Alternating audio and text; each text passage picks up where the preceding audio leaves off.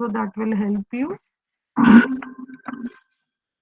Okay, so the framework within which accounting functions, within which accounting makes sense and is reliable, is the accounting concept.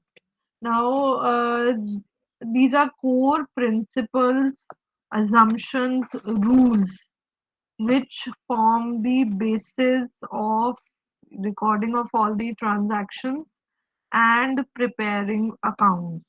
So, if we want to make accounts more relevant, if we want to maintain uniformity and consistency, then these principles, these guidelines have to be followed. Now, these rules and principles are subcategorized into two terms. One is a concept, the other is a convention. So we will, in the coming slides, we will understand both what and which accounting concepts are followed and which accounting conventions are followed. So these both of them together form the foundation of accounting. So no firm can prepare its financial statements without following the basic accounting concepts and conventions. So moving ahead, we start with the accounting concepts, and under this, the first and very important concept is the separate entity concept or the business concept, business entity concept. Now, I already I've given reference to this concept a couple of times, but let's start with the scratch. Now, this concept says that for accounting purposes, business and its owners are two separate independent entities. So, very rightly given here that they are separate and independent of each other. The transactions of the owner are different from the transactions of the business.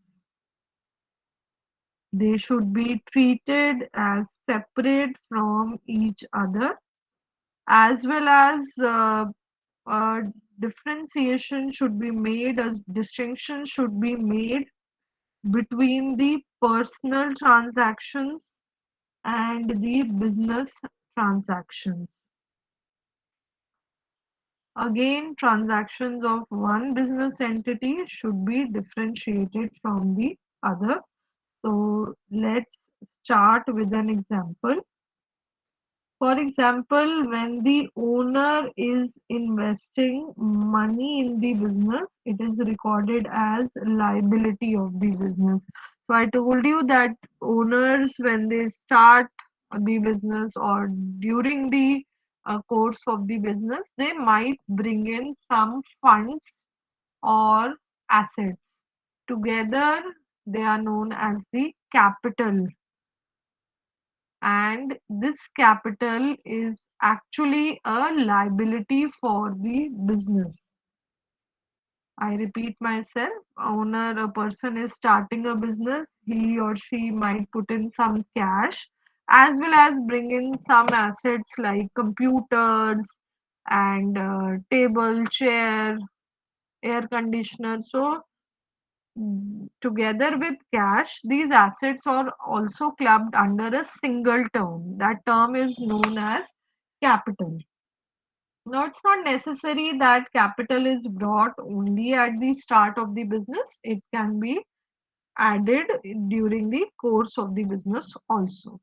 But in the books of accounts, this capital comes under the head of liability, because from the perspective of the business entity, this is an obligation for the business towards the owners of the business.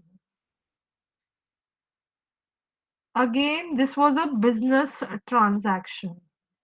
Now, when the owner takes away cash or goods for their personal use, so there is a marriage in the house of owner. He takes away the furniture kept in the office. Now, this transaction is for personal purposes. So, again, this will be recorded in the books of accounts, but since this is taken from the business, this will be shown as drawings.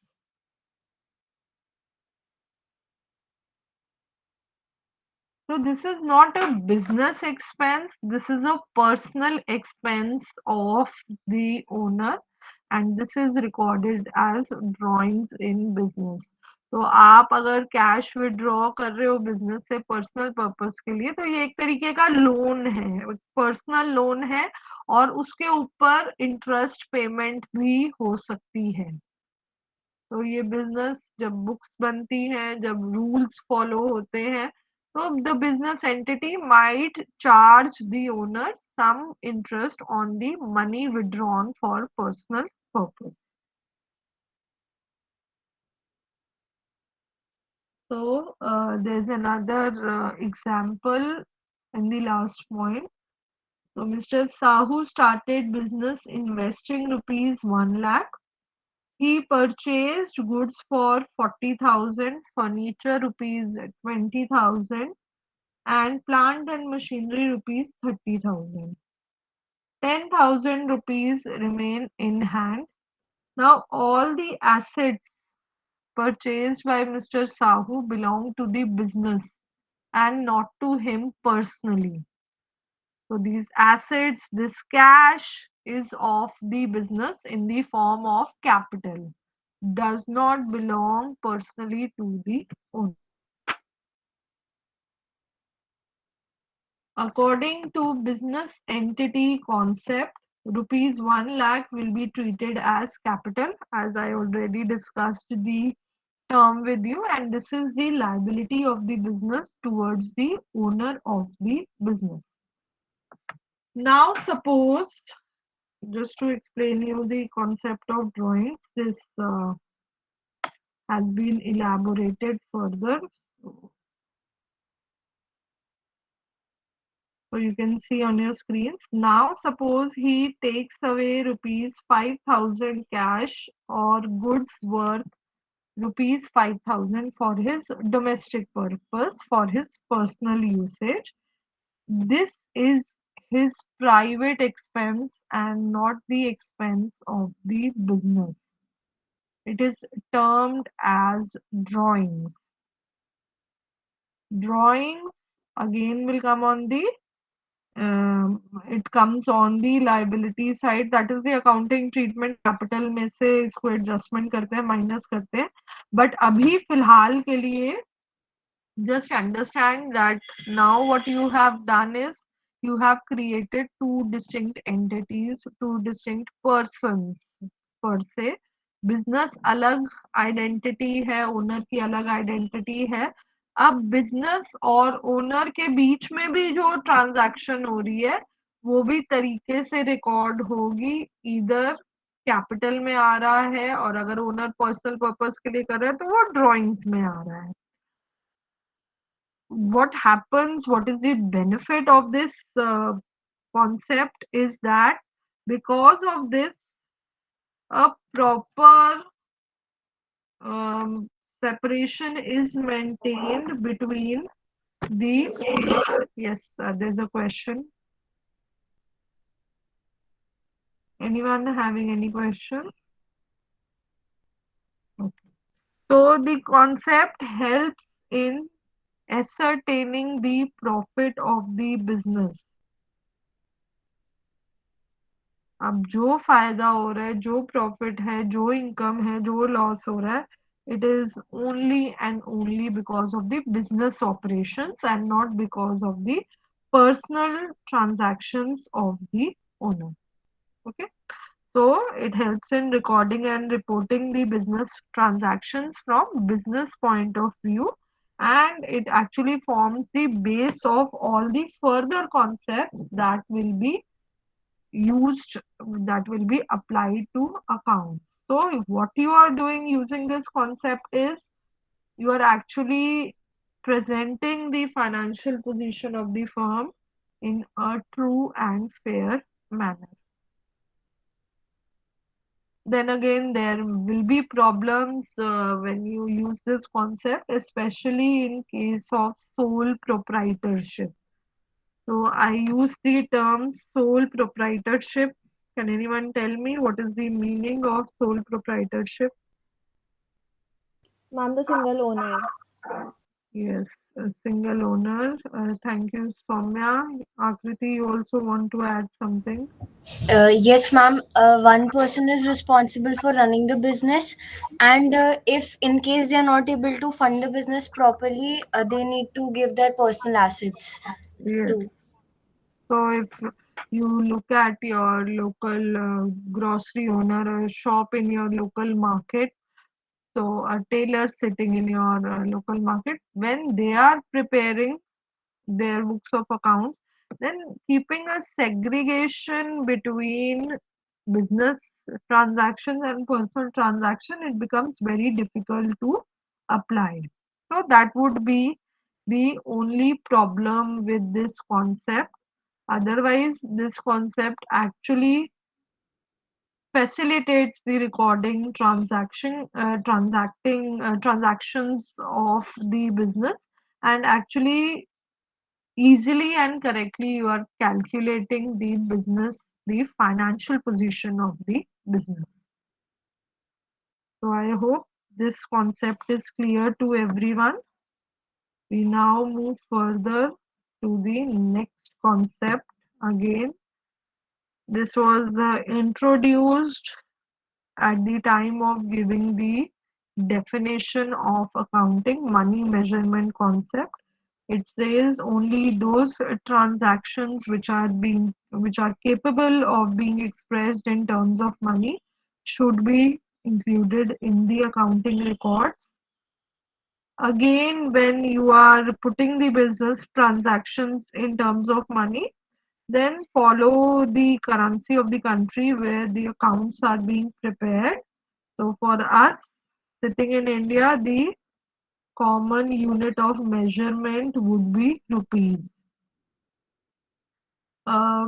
You see, there's an example. It says that sale of goods worth 2 lakh, purchase of raw material 1 lakh, rent paid 10,000. They are expressed in terms of money, and so they are recorded in the books of accounts. However, there might be transactions very important, but if they cannot be recorded in the books of accounts, they will not be covered here. If they're not being able of being measured in terms of money, in spite of their importance, they will not be recorded here. So sincerity, loyalty, honesty of the employee is very important for a firm, but you cannot measure it in terms of money. Now, again, you are given another example. Now, at the end of 2006, an organization had a piece of land measuring 10 acres, office building containing 50 rooms, 50 personal computers, office chairs and tables, 100 kg of raw material. Now, you find that these are the assets for the business. Most of those are assets raw material में आप current assets हो जाएंगे बाकी I think आपके सारे fixed assets हैं now what happens is they all have been expressed in different units कुछ एकड़ में है कुछ नंबर में है और कुछ केजी में है now if they have to be recorded for accounting purposes each one of them has to be assigned a monetary value. So I will not write down 10 acres of land. I will write down the cost of factory land is 12 CR. I will not write down office building contains 50 rooms. I will say the value of office building is 10 CR. 50 personal computers at the rate or having a value of rupees 10 lakh. 50 office chairs, value rupees 2 lakh, and so on. So, what you are doing is you are also bringing the different assets with different units to a common denomination through this concept. So it is very important. It is helping to record all the business transactions uniformly. It is telling accountants what to do and what not to record. And end of the day, this makes comparison very easy. So your inter-firm and intra-firm comparison, because all the accounts which you want to compare are in money terms, in rupee terms, comparison becomes easier. So this is the benefit of the money measurement concept. Let's take up another concept, important concept, which is the going concern concept. So you see that some important points have been underlined here. The first point says that when we start preparing the books of accounts, it is always with the assumption that the business will go on forever, for an indefinite period of time. There is no intention to close down the business in the coming future. So which means कोई भी person business ये सोचकर नहीं शुरू करता कि 4 दिन 4 महीने या 4 साल बाद I will close this business, unless and until obviously you are starting the business with the intention of fooling others, cheating others. So आप एक चिट फंड कंपनी बना रहे हो और उसमें आप चीट करना चाहते हो इन्वेस्टर्स को, वहां पर आप एक लिमिटेड लाइफ शेयर लोगे बिजनेस का. Otherwise business is always started with the intention of continuing it for a long period, for an indefinite period in the future.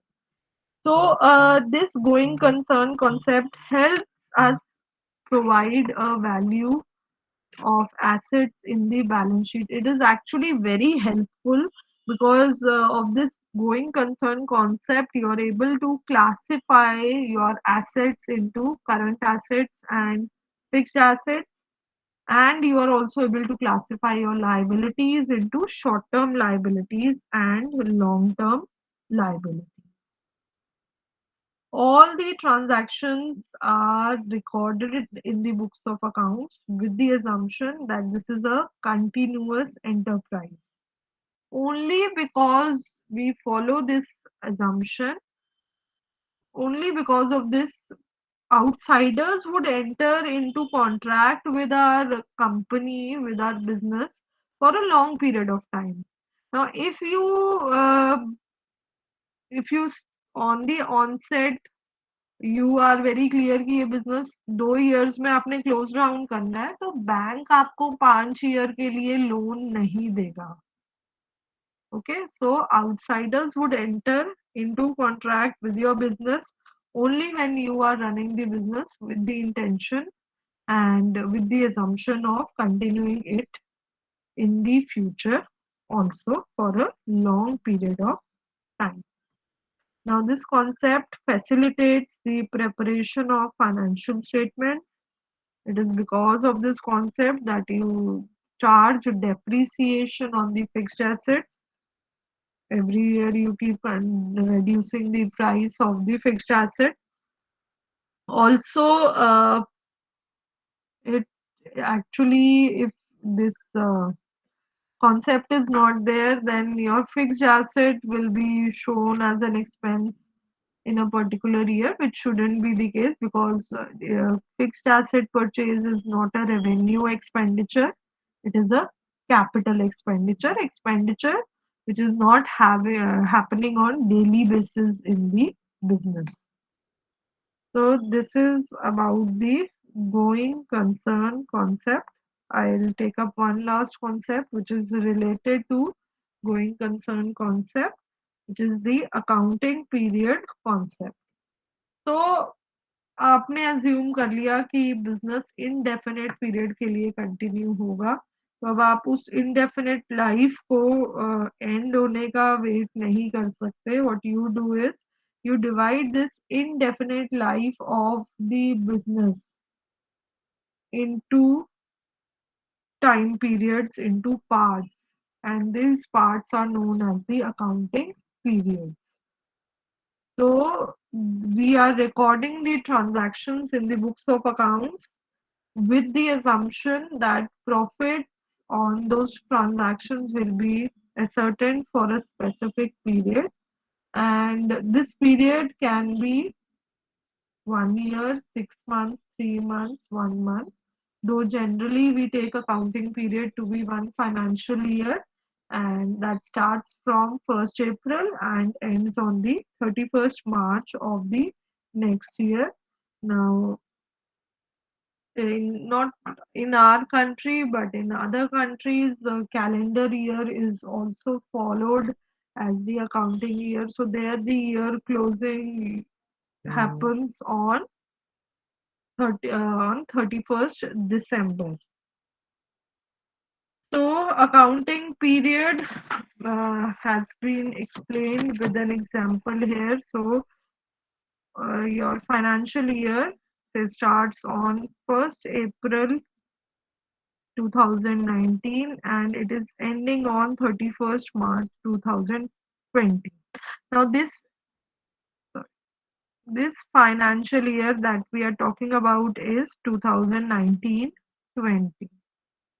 Now, continuing with the example, it is given that rent paid on 1st June 2019 is 2 lakh, whereas rent paid on 1st June 2018 is 1 lakh 80,000. Now, when you are preparing the financial statements for year 2019-20, तब आप 2018 में जो rent पे करा हुआ है उसको consider नहीं करोगे. जब आप करंट जो आपका फाइनेंशियल ईयर है 1920 के लिए आप प्रॉफिट कैलकुलेट कर रहे हो तो उसमें जो आपको एक्सपेंस दिखाना है that will be rent paid on 1st June 2019. So what happens is because of this accounting period concept, you record all the expenses, you record all the losses for that particular financial period only, and then that gives you a true picture of the business. It helps you even get an idea of the future prospects of the business. You are dealing with banks, financial institutions, these financial statements would serve you, and you can also calculate tax that has to be paid on the income generated in the business. So this was about the accounting period concept. We will stop here. If there are